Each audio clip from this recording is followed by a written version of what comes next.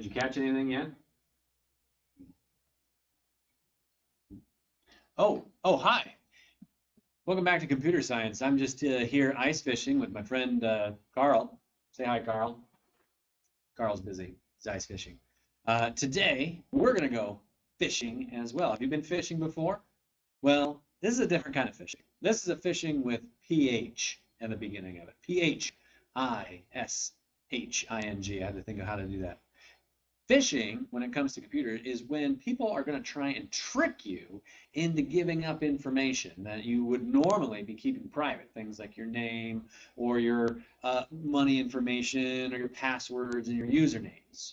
So we're going to talk about how to identify phishing attacks with a PH, and then we'll play the red level in Interland to kind of practice how to identify when people are trying to trick you into giving them information.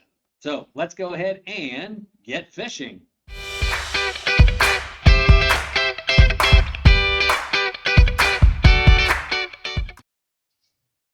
So phishing, what's the big deal? Well, let's say that you've done a great job of protecting your information by making good usernames and strong passwords. Let's say that you've been kind online, you've been reporting bullies and helping friends out when you can. And let's say that you've done a really good job of thinking before you share and how your actions might affect other people. Well, even if you've done all of that, there's still going to be people out there that are going to try and trick you into sharing that information if they can't get it from you in other ways. So we're going to talk about then phishing and what you can do to recognize it, and then also what you can do to stop it and report it. So let me pull up my handy dandy digital whiteboard here. There it is. All right. So this is Don't Fall for Fake in Interland. And the way it's going to work, first, there's a video that I'm going to want you to watch. I'll put the link into Google Classroom so that you can watch it, not in this presentation, but here's kind of what it says. All right, so phishing is this attack when someone, and this is the fisher here, he tries to trick you into sharing personal information. They might do it through email, ads, maybe websites. They even do it through phone calls and texts anymore. So even if you're not on email, if you do have a device and you get texts, I've been getting spam and trickery texts on my own cell phone a lot. So they're going to use any digital tool at their disposal to try and trick you into giving that kind of information.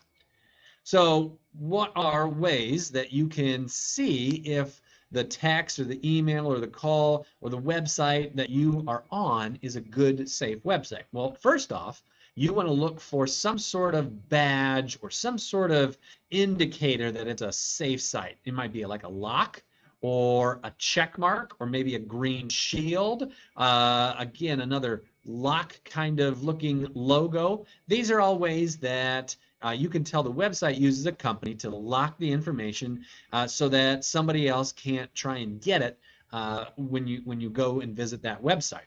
So look for badges and indicators of a trustworthy website. That's what you can do. Another one, the URL is the web address. Does it match what you're looking for? So here is a URL, a web address. It says google.com. That looks pretty familiar. But if you got a link to google.net, now that would be fishy. That would be suspicious because it's not .com, it's .net. That's strange. Now .net is not a bad website. My own website, mrcarver.net, is the correct website. That's a real address. But we know that if we're trying to go to Google, it's google.com, not google.net. And look at this one down here. Here the O's are actually zeros, and it's not .com, it's .co. Again, it's a real website. You can actually go here, but it's not the Google that you're trying to get. So think, does the web address, the URL, does it match the title? Are there pop-ups? Pop-ups are usually bad news. Hardly ever. If you click on something and there's a pop-up, is that something that says, "Oh, good, like this is what's supposed to happen"? It's not. Pop-ups are bad news. Avoid them. The green padlock, kind of like I said before. HTTPS, as you can see right here, in a green padlock, definitely means that the website is secure. This web address, this URL down here, doesn't have that S. That means it's not a secure website. And also, if I look at how Docs is spelled and Google is spelled, and I compare it to the two, I can see that this is a real web address, but not the one I'm trying to get to. Fine print. So congratulations, you won a new phone. That's like, woo, hooray. But when you actually read the print down here, it says sort of it's going to be cost you $150 a month for the service, and then it goes on from there. So usually things are not given away for free. You should be very suspicious of those kind of things. You have to look down here to see what that fine print is. So look for indicators of a trustworthy site. See if the URL or the web address matches what you're looking for. Avoid pop-ups, but do try for sites that have the green padlock and the HTTPS, and then always look for that fine print as well. Now, let's say that you accidentally do click on something, or you see a suspicious spam. What can you do? Well, obviously, go tell a parent, go tell a teacher, an adult that you trust right away. The longer you wait, the worse things are going to get. So tell someone if you see it, or if you think that something might be a little bit fishy. Change your passwords. It's okay to change passwords, and in fact, sometimes it's recommended that you change them often. So if you think somebody might have stolen your passwords, change your passwords. Or if you do fall for a phishing attempt, let other friends know. So you might put an email out there saying, hey, I clicked on something. If you get an email from me, it seems fishy, like it's not me. And that's kind of a polite thing to do that way. And then last, use the settings to report and message as spam. I know when I get text messages sometimes, there's a way that I can say, hey, this was a spam message, and then my cell phone will block that number from texting me again. So if you can, and maybe get an adult or your parent to help you out, but you can usually report spam as spam, especially in email. Okay, now let's take a look at a few examples. So on this site, what I've got is I've got a made-up email address. Here's our internet character here, and instead of Gmail, it's called Internet Mail. Okay. So we've got buttons over here. We're in our inbox, and it looks like our internet character here has 4 emails. So let's check them out. I'm going to click this first email. It's from Owl Cinemas. A cinema is a theater. So I'm going to look right away now. Okay, HTTPS. I'm in a good spot. Important information about your membership. Owl Cinemas at membership@owlcinemasexample.com. Okay, looks all right. It says, Dear John. Now this is already a good sign. Well, my name's not John, but we're going to pretend like my name is John. This is calling me by my name. That means the company knows my name. Usually phishing attacks happen. They don't know your actual name. So they're going to say, Dear customer, or Dear valued member, but not something personal. So they must know who I am. A big thank you from Owl Cinemas for your unlimited membership with us so far. We are writing to remind you that your initial 12-month membership with us is almost complete. We hope that you have had an amazing year of film at Owl Cinemas, and because you have been such a loyal member, we'll be shortly upgrading you to our premium membership at no additional cost. Please check and update your details online now to ensure you benefit from all of the perks of our premium membership, the Owl Cinemas team. Okay, I want you to think, does that email sound okay? I think so, because it uses my name. There aren't any links to click. It's not asking us to pay anything. It's not asking us to give the money. It's just saying, hey, we're going to upgrade you. You know the link. You know your username. You go ahead and log in, and we'll upgrade you from there. So does this sound okay? Yeah, I think this is probably an okay email. All right, let's go ahead and check another one. Intermail login broken. Oh, that doesn't look good, especially since I'm in my Intermail. So that's a little odd. So HTTPS, that means I'm still in a good internet mail place. Login broken from administrator, but man, that certainly looks like a weird address, don't you think? Your email login is broken. Click this link to get back into your internet mail. Well, I don't think that I should probably click this link, but just for an example, I'm going to do it anyway. All right. Okay, so it takes me to this web page, and this web page doesn't have any HTTPS or badges or anything like that. Now it looks like internet mail, and it says email password, sign in to view the file, but You know, this is one of those sites because it looks really fishy and the web address, the URL does not match.